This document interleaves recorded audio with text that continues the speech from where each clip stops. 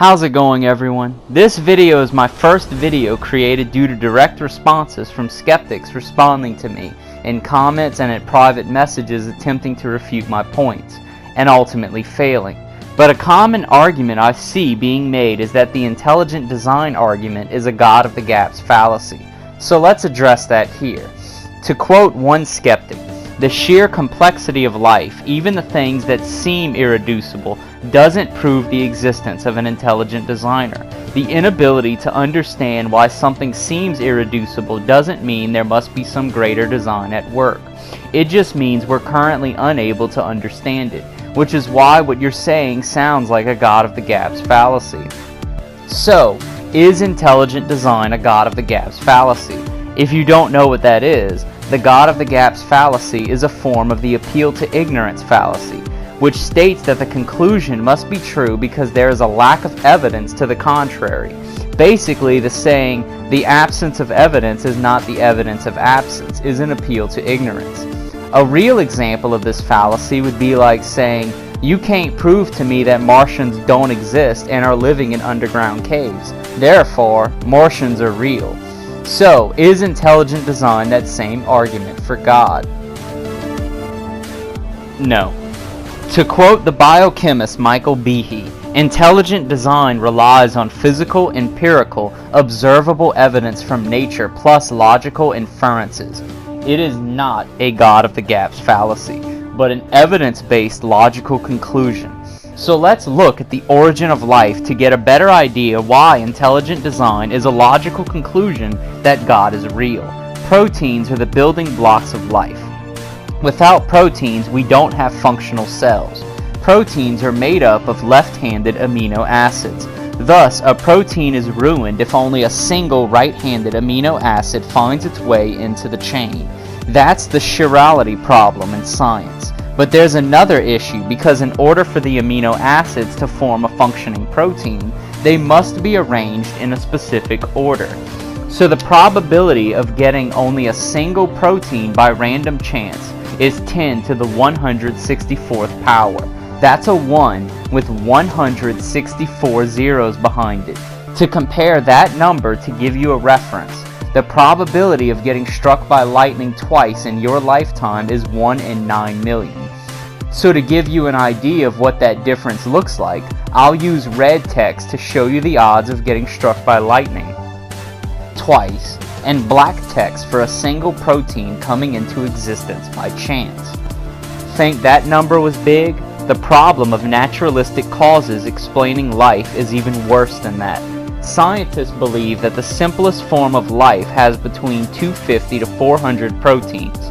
So let's really give life the benefit of the doubt and say that it only needs 25 proteins. Now let's take another look at the comparison of the probability between getting struck by lightning twice versus a 25 protein cell coming into existence by chance. Remember, for that comparison, I was really giving life the benefit of the doubt and only asking for a 25 protein living cell. To put things in even grander perspective, our bodies are composed of over 100 trillion cells.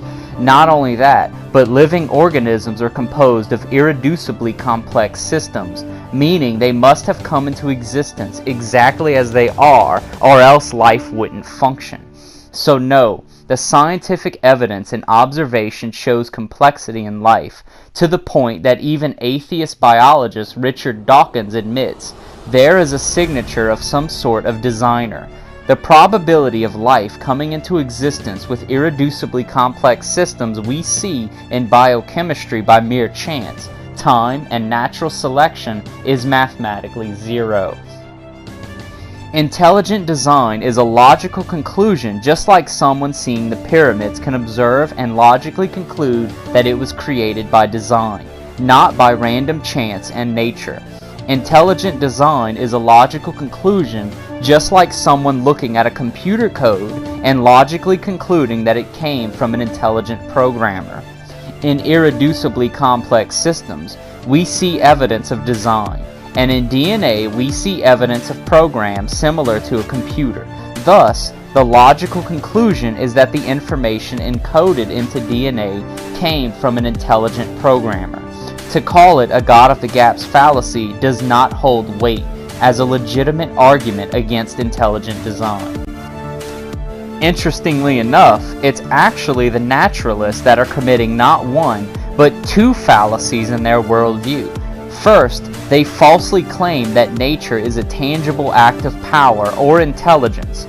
Even a skeptic argued as if nature was such a force on one of my videos when he wrote, "Different circumstances call for different adaptations, as demands the survival of the fittest principle. Animals with better eyesight will thrive in environments which require such a development in order to survive. Animals which work together to survive in an environment in which resource sharing and strength in numbers benefit survival will too go on to thrive. The social behavior of dolphin pods, elephants, great apes, wolves, and more have benefited them, and as such they have thrived and continue to have social structures. So yes, nature doesn't care about morality, except when it is instrumental to survival, just as how nature acts towards all characteristics." This is a type of God of the Gaps fallacy, by claiming that nature, which has no brain, no intelligence, and no purpose, somehow has the power to care about survival or morality or anything and move towards those goals. The ability of such a mechanism to create information-rich biological system runs contrary to the observable evidence. Mutations are nearly always harmful. Even in this statement, this skeptic was arguing a true God of the Gaps fallacy by appealing to natural selection to explain origins for certain animals. The second fallacy is a gambler's fallacy. As I've shown, the probability of life coming into existence by mere chance and time is mathematically zero. So to appeal to chance as a means of origin and say, with enough time eventually it'll happen, is a gambler's fallacy. No amount of time will change the odds in their favor. In the end, we are left with two choices. Is there a creator or not? The observable evidence shows intelligence and design. Therefore, we can logically conclude that there is one. Thank you all for watching, and I hope you all have a blessed day.